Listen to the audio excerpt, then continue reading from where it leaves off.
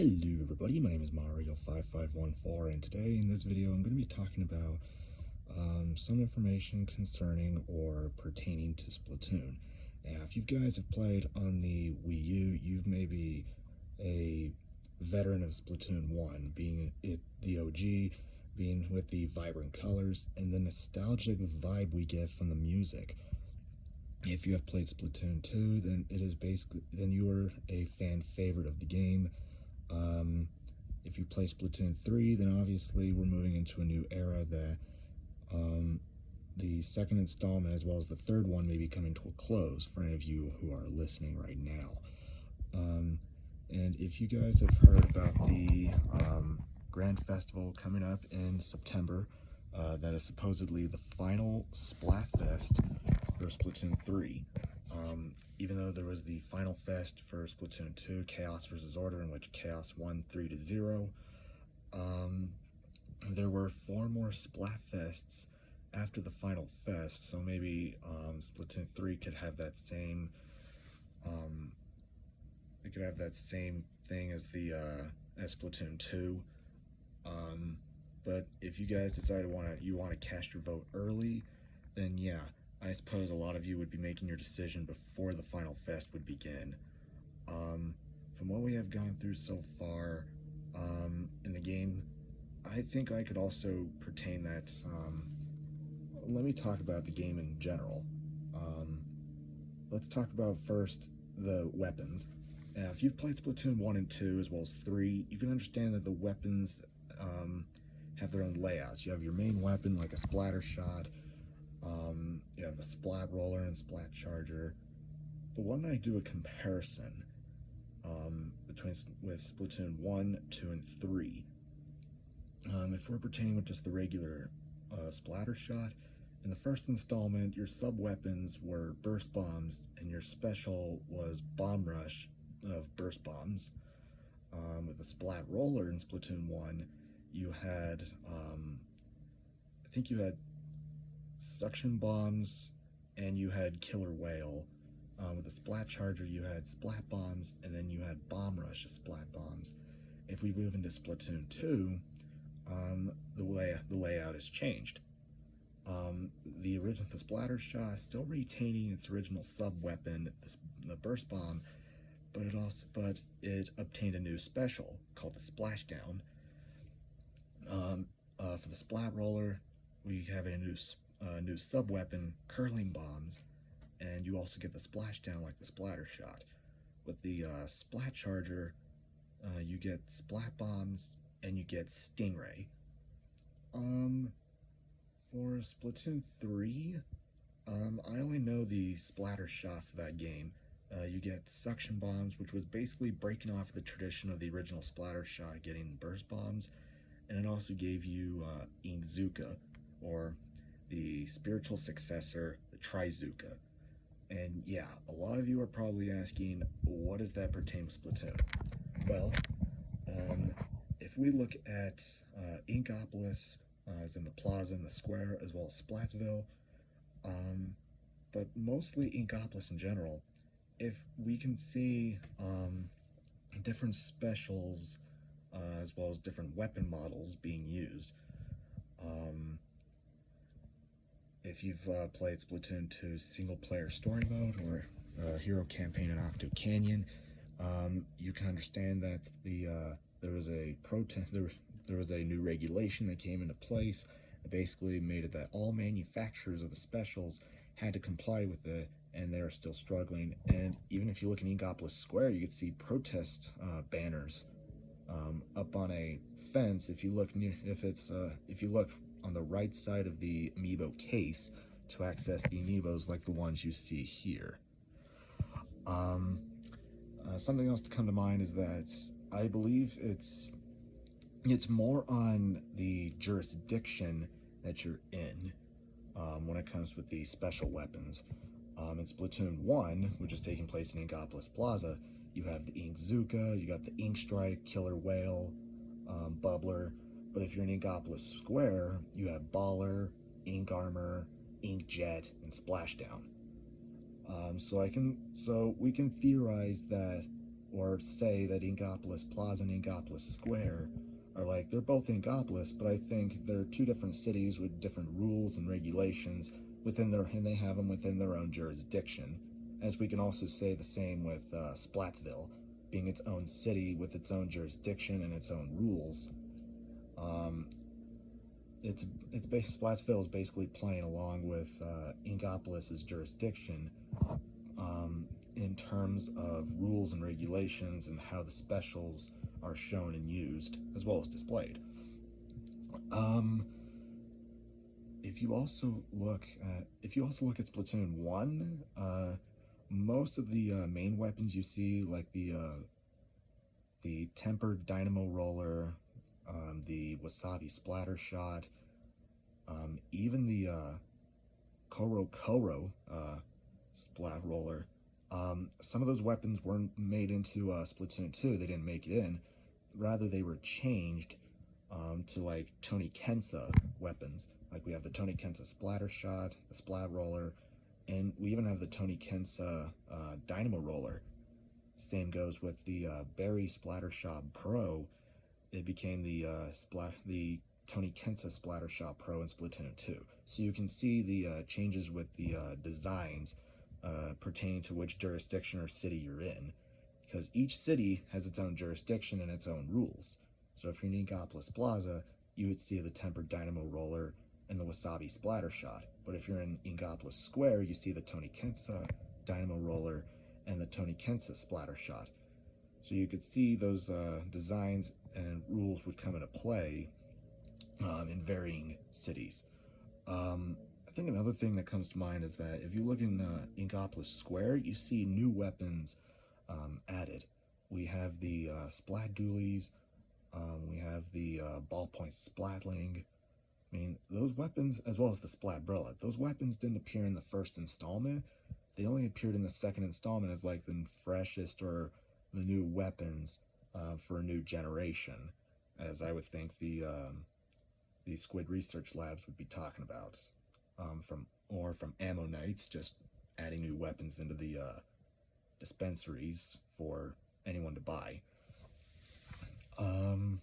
Something else to come to mind is that new senses of fashion were coming into sense or coming into play in Inkopolis Square compared with Inkopolis Plaza, and compared to those two, we make more fashion statements in Inkopolis Square compared to the Plaza.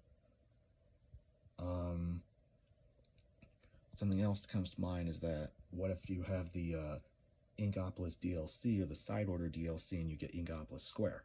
Um, those those actually are they are still kind of the same in World Hub sense, but in gameplay or mechanics, as well as looking back at 2015 and 2017, they're not exactly the same. Why? Because if you look at Inkopolis Plaza with the DLC, we could see the manhole leading to Octo Valley covered. Same with the manhole to Octo Canyon in Inkopolis Square. And the only manhole being open is the one to the crater that you find in Splatsville. So the only times you can access those manholes is if you actually have the separate games, with Splatoon 1 and Splatoon 2 being on your Wii U and Switch. Something else worth mentioning, as well as asking, what about the hero suits that you play as when you play as Agent 3 or Agent 4? I mean, those hero suits were, um, let's just put it into this. When you're recruited as Agent 3, you basically have a hand-me-down hero suit from Agents 1 and 2. But if we look in the end credits, there's actually a piece of art that shows Agents 1 and 2 wearing the same hero suit as Agent 3 is wearing. So it kind of looks like it's another hero suit that the captain had set aside from what it looked like. In Splatoon 2, when you're playing as Agent 4, um, according to either the art of Splatoon or according to Agent 2, it's supposed to be like it was supposed to be like Callie's hero suit, but it was just changed or remodeled in purpose with Splatoon 2, given with the ink rails that we see that's for like grinding. So I could see the hero snow boots come into play. The hero runners wouldn't last very long on those ink rails. Um, what about Agent 3, Neo Agent 3's hero suit? Wasn't that basically the original Agent 3's hero suit? Not exactly. If we look at Agent Three's hero suit, the hero from Octo Valley, we can see he had a black jacket with a yellow high vis vest over it, while Neo Agent Three's is just a bright yellow like hoodie or jacket with blue accents. So we can see that that's just another hero suit that Neo Agent 3 is using. So possibly the original Agent 3 still has his hero suit lying around somewhere. I mean, we've seen it when we were playing in Splatoon 1, and we've also seen his hero suit in the Octo expansion when he saved us from that blender when we were about to get pureed. Um, I think another thing that comes to mind is that the lights on the hero suit, the headset, and the runners, the colors actually changed for when you upgraded your hero shot. The lights on it changed when you upgraded it. So if it's at like level 3, the lights on it would be orange. And then eventually the lights on your hero headset and the runners would also change to orange as well. So you can see those kind of details coming into play um, with designs. Um, so yeah, Neo Agent 3 is not wearing the original hero suit that Agent 3 was wearing, the original Agent 3. Um, and if we also look on the notepad that the captain has in his tent in the crater, which is the prologue, we see the same drawing of Agent 3 from when we were playing an Octo expansion after collecting the three things. Um, you can basically customize the captain or the new captain to who you want him to be, who you want the captain to be. The same customization options are still limited to those from Splatoon 1, so you can only choose your Inkling's gender, their skin tone, and their eye color. The hairstyle and leg wear didn't come into play until Splatoon 2 back in 2017. Um, so yeah, that same thing, and compared to unlike Octo Expansion, you can change the captain's look as many times as you want, while in Octo Expansion you can only do it once, and that's it. And it's permanent upon completion and cannot be changed. Um, a lot of people have also brought up the fact that were there any remains of like humans? The obvious answer is yes. From the hidden scroll from the sunken scroll from Splatoon 1, it shows us that um, there were human bones that date back to like 10 to 12,000 years ago. And Pearl and Marina made a comment saying that there are human bones found everywhere, and they can just dig them up from anywhere they can. Um, so yeah, Splatoon 1 is telling us that the humans went extinct, and then in Splatoon 2 they went further saying that you can find them anywhere. They even have them in the Schellendorf Institute, which was named after Amos Schellendorf, Sheldon's grandfather, his great-grandfather, who fought with Captain Cuttlefish in the Great Turf War 100 years ago. However, Splatoon 2 is taking place 2 years after the events of Splatoon 1, with Callie versus Marie, the final fest back in 2016, in which Marie won. So basically, from what we have seen between Splatoon 1 and 3, the final fests were really the ones that shaped as well as changed how we look at like the story as well as the setup for the future games. Um, yeah, I mean, if you also look at the Splatoon manga, we could also see a lot of the things, a lot of the events coming into play. Um, However, the only thing that we haven't seen, or I don't know if the manga even talked about, was the final fest. The only times that the manga talked about the final fest was Chaos versus Order, and I don't know about Callie versus Marie. Um, if you do think if the manga did mention it or talk about it, send a comment below the video, or comment down below the video if you think the manga mentioned it or referenced it. Um, we also have the successor to the Splatoon manga, Splatoon 3, the Splatlands. I mean it's not bad and all, but I kind of prefer the first 16 volumes of the manga itself, with Goggles and his friends. We've also seen Ryder, Army, Aloha, Mask, Skull, We've also got to see Emperor, Gloves, Vintage. I mean, those kinds of people who joined in between Splatoon 1 and 2. Um, and not only that, you also see 8, who's from the Octo Expansion arc from Volume 7. And the Octo Expansion was talking about the Sinew suit, which was basically like a Koro Koro comic special that was going on. However, the QR code expired in 2021 in October, so it is no longer available. It was basically going to give you the Sinew suit, which was seen in the Splatoon manga, but that code expired, so you can no longer obtain it. However, and it cannot be ordered off from another player. But I'm willing to bet that there are some people who are going to be making hacks that make it possible to get the Sinew suit off of anyone, or just get it online from another source. Hopefully they keep it under radar so Nintendo doesn't find out and nail them for for theft or for piracy, because Nintendo is very overprotective on that. Anyway, aside from that, I think another thing we can also look at is how we look at the turf battles.